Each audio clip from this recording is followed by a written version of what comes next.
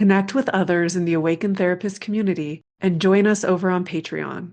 When you become a member of the Awaken Therapist community, you'll gain access to the exclusive consultation portion of this episode.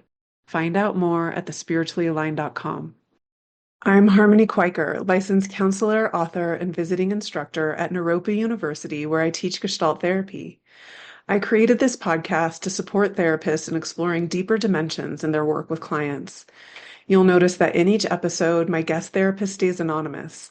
This is to preserve the anonymity of the client they present in our case consultation available on Patreon.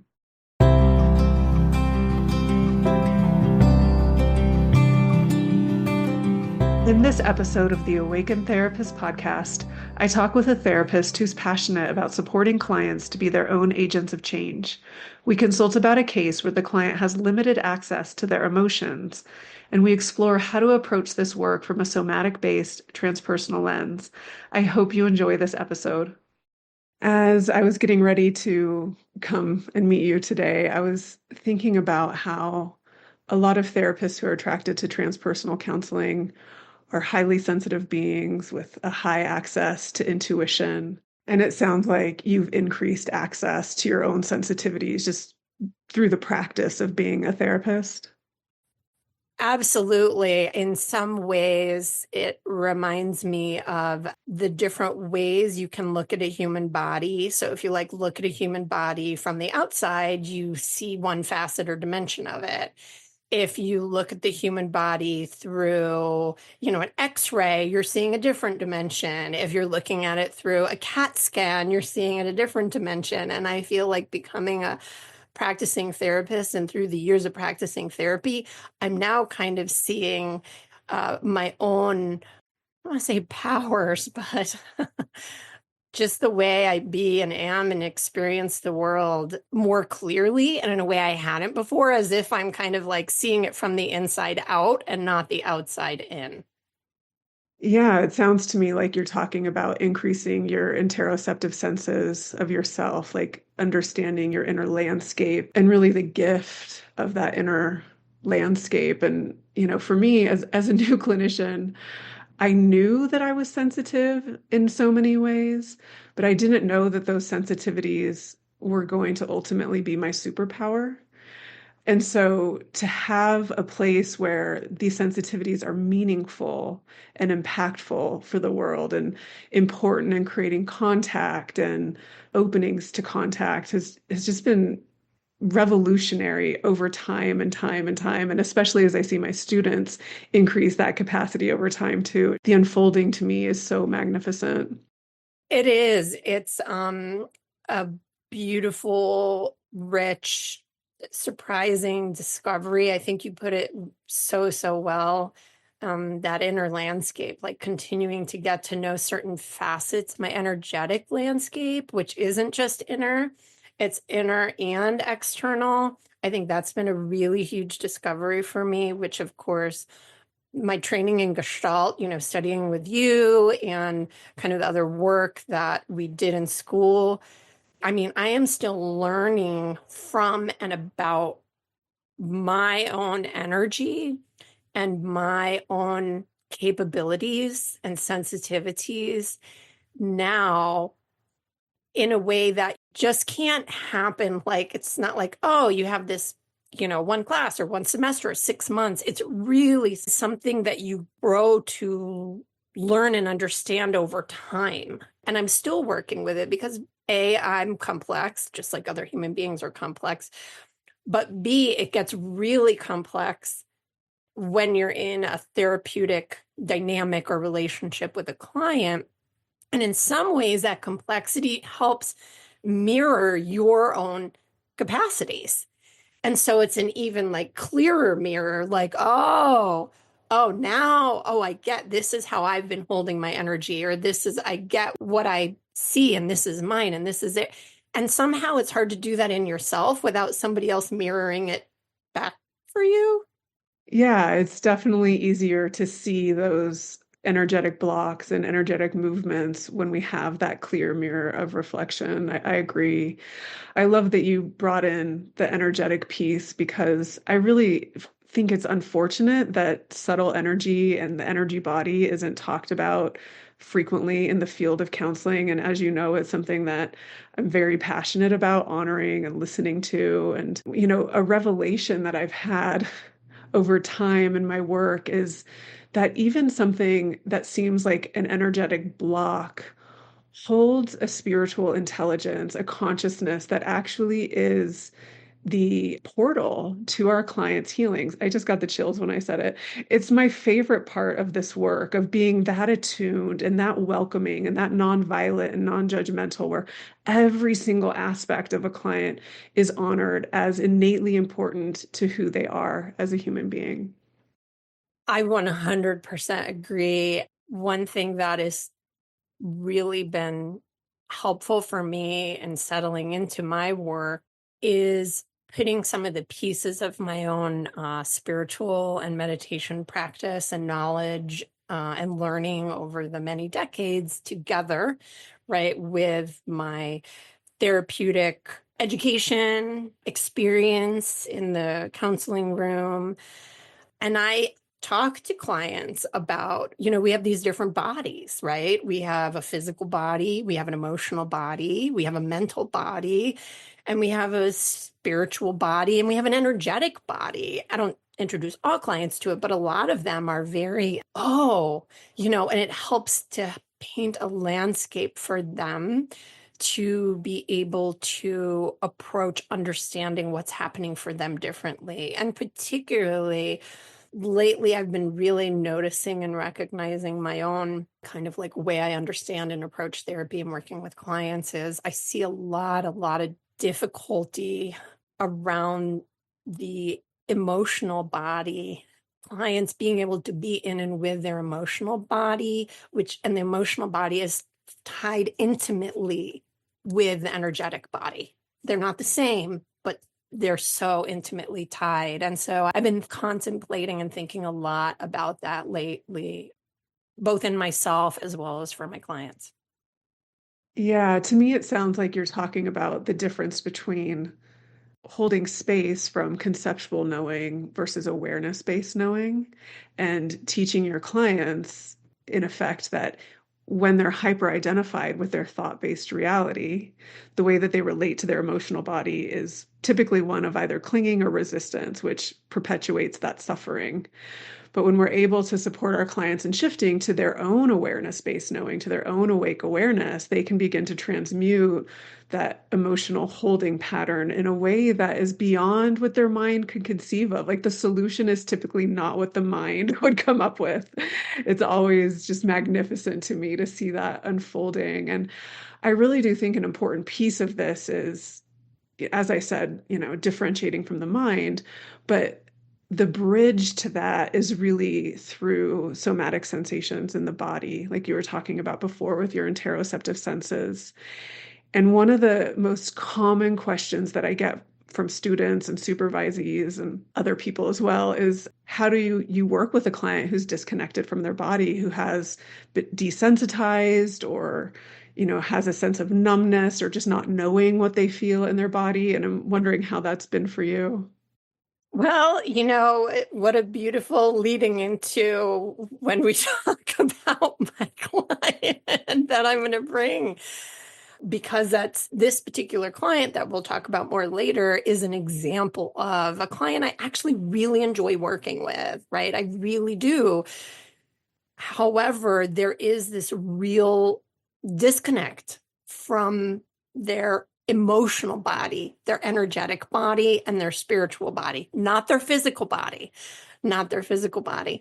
And so it is something that I've noticed there are different ways, like not that it's an infinite number of ways, because I haven't been practicing for 15 years, so I can't, tally my 400 clients and kind of go, oh, there's these 7 basic ways I kind of approach it. I think for many of my clients, particularly the clients that are not coming in with any kind of like spiritual or mindfulness practice or somatic practice prior to working with me, I just have to say it has generally been a very incremental, slow process. Particularly, I do work with a lot of clients with complex trauma. And for many of them, being in the body, there's so much either fear, sadness, shame, just so many uncomfortable, painful emotions that are in their body. It is very difficult for them to be in the body. Now, they can be in maybe the body somatically, like, oh, even feeling like, oh, my leg hurts, or I can feel that I'm hungry, right? Many of them can do that, but they're in so much psychological and emotional pain. There's an anxiousness to fix their pain without, kind of like, well, let's just keep deepening into the somatic experiences. And, I even, do polyvagal and introduce them to all the psychoeducation, but they're coming in because they're in pain and they want to get out of pain. And they don't necessarily immediately experience relief from pain, kind of slowly introducing the somatic. So I tend to do both a bottom up, top down simultaneously, as well as really training them into just general being aware of their body, aware of their experience, and I do like to use parts work with a lot of clients because it is really helpful for them to not so much identify as whatever the negative cognition is that they have, like I'm a loser or I'm bad or I'm broken or whatever. When I start using the parts work, immediately they're able to say, oh, that's the part that's feeling this, right? And it provides a little bit of relief. So I think broadly speaking, I don't use all that with all my clients, but I'll use a blend of some of those things. But I do notice for many of them, it just takes time. To be honest, it can take a year, year and a half, 2 years before I'm really able to start sinking into some of that more somatically oriented, to more like Gestalt, to more of them being able to tolerate really being in and with their emotional and energetic feeling body.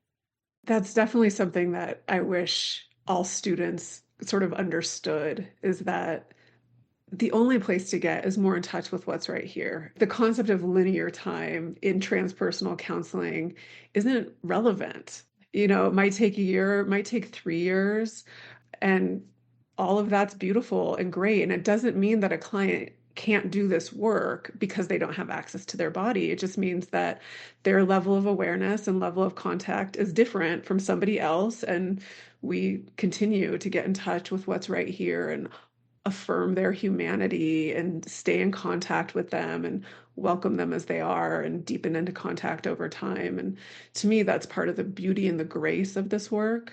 It's so gentle. Another thing that you said that stands out to me is when clients are really sort of looping in their painful thoughts and self-loathing or judgment, resentment, that accessing the body can be a source of pain. The body is where the trauma is living, and the mind is where they're making meaning out of that trauma.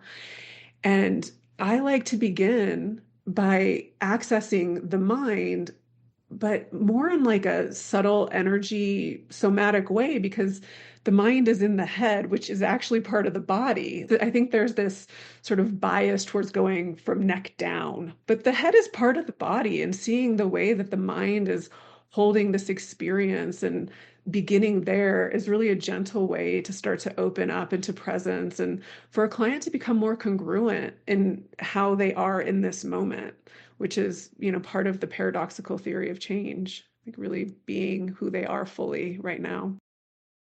You put that so beautifully, and that's a lot of what I do with those clients who struggle, because pushing them is never helpful, right? And that's not how I'm trained either. Like I just don't orient that way, and it's something I've actually had to work on a little bit, is being a little bit more directive sometimes or confrontational, because I tend to be the opposite. I tend to very much come from that, my training, that Gestalt, like letting the client lead, and just that such a gentle approach. But with some of my clients who I've been with for many years now, I can give that challenge. I'm a big believer in the right amount of support and challenge. what had been one of my growing edges is, the challenge of the clients. But I totally agree with you. And I love, again, it's so beautiful the way you put it, that the mind and the brain, mind being in the brain, is being part of the body, and thinking about it in that way, that is often the place that the clients feel the safest to start. And as they start feeling more comfortable with that makeup of their mind, the thoughts, their stories, their narratives, often that's where I start. I try to help the client develop awareness of, right? And IFS, kind of awareness of their parts, or awareness of the negative patterns or cognitions or emotions, right? And start to just try to get that slice between. I teach clients at the very beginning, one of the things they can say to themselves is not, I am a loser, for example. I'm having the thought that I'm a loser, right? Or I am angry.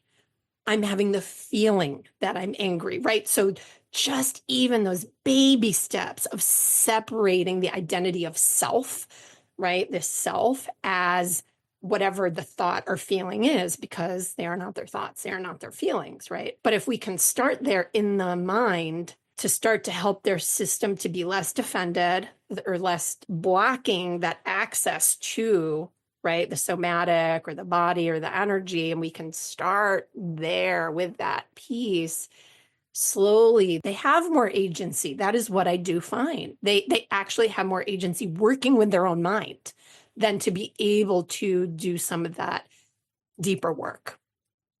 It reminds me of that beautiful Einstein quote.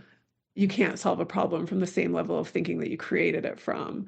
And so when a client comes in and they want the solution and they want to create the change, but they're still hyper identified from their mind, and they can't see that staying at that level of the mind isn't actually where they're going to find their solution. There's typically some frustration with themselves because letting go of the mind is a really, I think, a courageous act, where a person really finds that self-trust to be able to feel safe enough to come deeper into their body. Listening to real-life clinical examples is a wonderful way to increase awareness of how to approach your work from this powerful modality. To listen to the full episode where my guest and I consult about a challenging case, join us on Patreon. This is intended for educational purposes only, and the content here should not be taken as advice or clinical supervision. Find out more at thespirituallyaligned.com. If you want to learn more about the art of transpersonal counseling, check out the Awakened Therapist Signature course at thespirituallyaligned.com. This is a go-at-your-own-pace course with non-contact recorded webinars, demos, practices, and PDF handouts where you can learn more about spirituality, consciousness, and subtle energy through the lens of Gestalt therapy. To learn more, check out our trainings at thespirituallyaligned.com and receive your course today sent directly to your inbox.